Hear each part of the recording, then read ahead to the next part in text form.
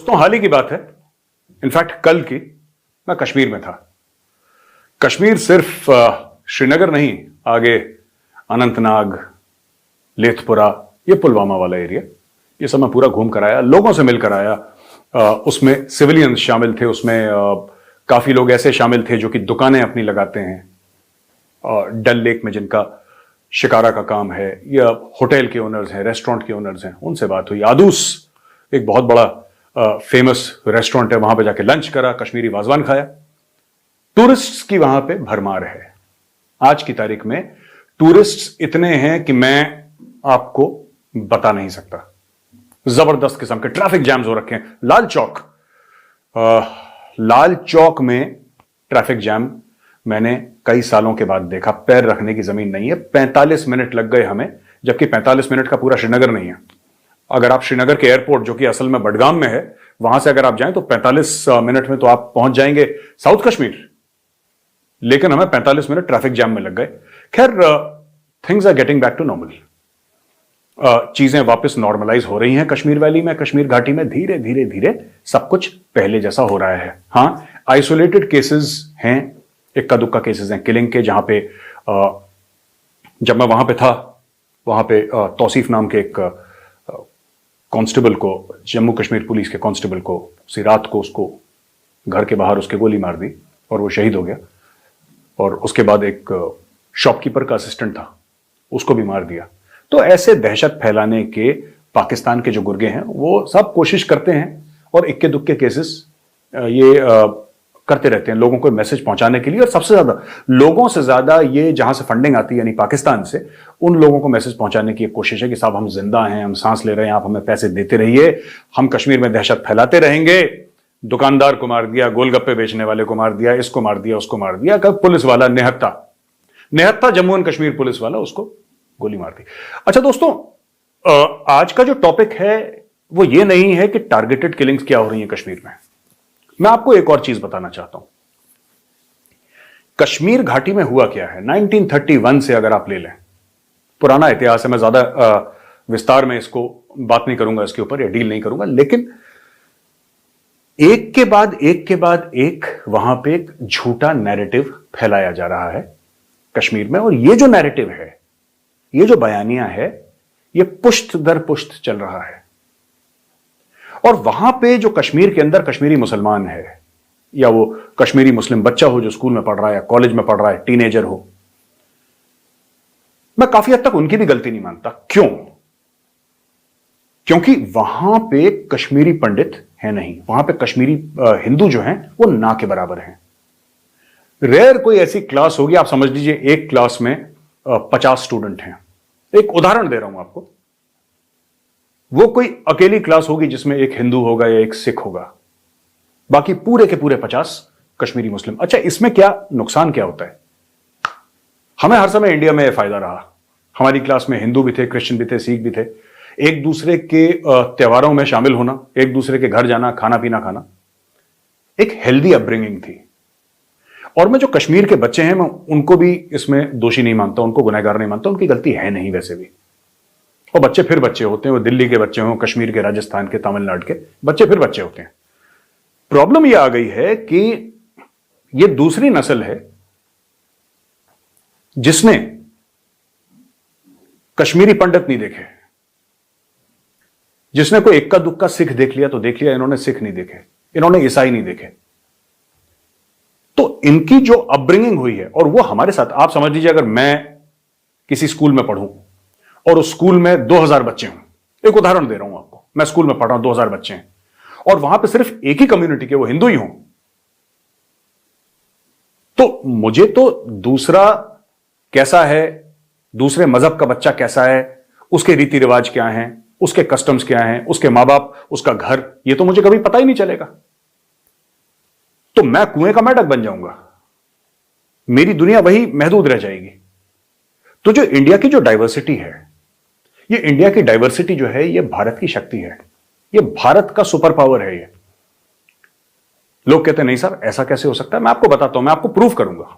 सिर्फ बयान देने से, इमोशनल बात, मैं वैसे भी इमोशनल किस्म का इंसान तो हूं नहीं, मैं प्रैक्टिकल बातें करता हूं, तो मैं आपसे प्रैक्टिकल बातें करूंगा। देखिए साहब, ऐसा है, वो जो कश्मीर के स्कूल्स हैं, वो जो कश्मीर की यूनिवर्सिटीज हैं, वहां पे काउंटर आर्ग्यूमेंट नहीं है कोई। और क्योंकि वहां पे काउंटर आर्ग्यूमेंट नहीं है, वहां पे एक हेल्दी अपब्रिंगिंग नहीं है। लगभग कुछ कुछ जगह, मैं सारे कश्मीर के स्कूल या यूनिवर्सिटी, स्कूल की तो मैं बात ही नहीं कर रहा कि मैं यूनिवर्सिटीज की बात कर रहा हूं, सारों का नहीं, लेकिन कुछ कुछ में फिर ऐसा माहौल हो जाता है जैसे चाइना में है या नॉर्थ कोरिया में है। आपको एक ही किस्म का सोचना है, एक ही किस्म का करना है, राइट? आपको यह नहीं पता, आपको सिर्फ यह बताया गया है कि एक कश्मीरी पंडित हुआ करते थे। ये जो झूठा बयान है, हमारे कुछ मीडिया के भी भाई बहन हैं जिन्होंने ये बयान काफी आगे बढ़ाया था, क्योंकि उस समय इसी के पैसे थे, इसी की लालच थी। यही एक नैरेटिव था कि कश्मीरी पंडितों को जो निकाला है वो इसलिए निकाला क्योंकि सारे जॉब्स उन्होंने घेर लिए, सारी सरकारी पोजीशंस उन्होंने घेर ली, एजुकेशनल इंस्टीट्यूशंस पे कश्मीरी पंडित काबिज हो गए, कश्मीरी पंडितों ने सब कुछ दबोच के रख लिया। इसलिए वहां पे जो लोकल मुस्लिम्स थे उनको बहुत गुस्सा आया, और जो कश्मीरी पंडितों के खिलाफ हुआ है कई कारण थे उसका। एक कारण यह भी था, यह रिएक्शन था। ऐसा हमारी मीडिया के कुछ भाइयों बहनों ने एक प्रमोट करने का एक नैरेटिव, एक झूठा नैरेटिव प्रमोट करने की कोशिश करी। यह नैरेटिव बिल्कुल बोगस है, मैं आपको बताता हूं और क्यों यह नैरेटिव है। 1990 के बाद तो पंडित चले गए कश्मीर घाटी से, आपको पता ही है। 1990 के बाद कश्मीरी पंडित कश्मीर घाटी से चले गए। आपने पिछली बार कब एक कश्मीरी पंडित को भीख मांगते हुए देखा था? आप सोचिए, मैं आपसे पूछ रहा हूं, आप जो देख रहे हैं, मोबाइल फोन पे देख रहे हैं, टेलीविजन पे देख रहे हैं मेरी टॉक शार्प फोकस, आप बताइए ना, पिछली बार कब देखा था आपने कश्मीरी पंडित को भीख मांगते हुए? पिछली बार कब कोई कश्मीरी पंडित आपके घर में आया और बोला कि मेरे बच्चे की फीस देनी है, मुझे जरा पैसे दे दो? उसका कारण है, जब सब छूट गया, जब करोड़ों की दौलत और जायदाद कश्मीरी पंडितों के हाथ से रातों रात निकल गई, तो उनके हाथ में सिर्फ एक हथियार था, और उसको उन्होंने हथियार की तरह इस्तेमाल करा दी। और वो हथियार था मां सरस्वती, एजुकेशन, इल्म, नॉलेज, शिक्षा। कश्मीरी पंडितों ने एक रोटी कम खाई, लेकिन अपनी बेटी, अपने बेटे को पढ़ाया। और आज जो कश्मीरी पंडित का बच्चा जम्मू के रेफ्यूजी कैंप में पैदा हुआ था, या बचपन में उसको जम्मू के एक रेफ्यूजी कैंप में, गंदा सा रेफ्यूजी, स्क्वालिड रेफ्यूजी कैंप में लाके उसको वहां पे पटक दिया था सरकार ने, वो आज न्यूयॉर्क में सर्जन है, वो आज लंदन में सर्जन है, वो अमेरिका में नासा में साइंटिस्ट है।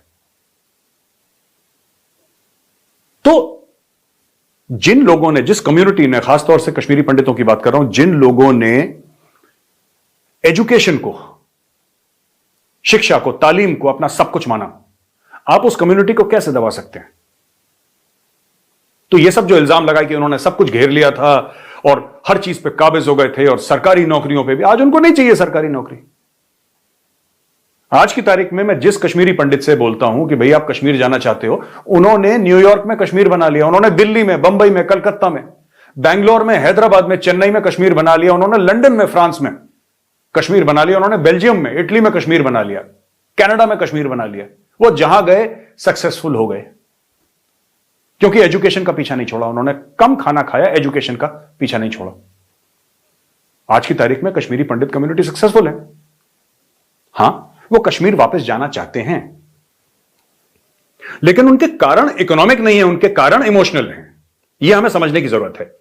उनके वापस जाने के कारण इमोशनल हैं। कश्मीर की याद आती है, कश्मीर की फिजाओं की, वादियों की याद आती है, अपने घर की याद आती है, जहां पे अपने बड़े बुजुर्ग का अंतिम संस्कार करा था, उस जगह की याद आती है। उनको कश्मीर से कोई फाइनेंशियल बेनिफिट नहीं चाहिए, दे आर वेल ऑफ। और इनकी मिट्टी जो है ना, कश्मीरी पंडितों की बड़ी जरखेज किस्म की मिट्टी, इट्स अ वेरी फर्टाइल। मैं मिट्टी वर्ड जो यूज कर रहा हूं ये समझाने के लिए कि वो जो बीज आप कहीं पे भी डालेंगे उसमें से पेड़ निकलेगा और फल निकलेगा। It is a very resilient community. और इसका कारण यही है कि उन्होंने अपने सेंटर ऑफ एग्जिस्टेंस को एजुकेशन बनाया। एजुकेशन के इर्द गिर्द कश्मीरी पंडित घूमते हैं, कहीं पर भी आप देख लीजिएगा। ये इस कम्युनिटी की खास बात मैंने नोट करी थी।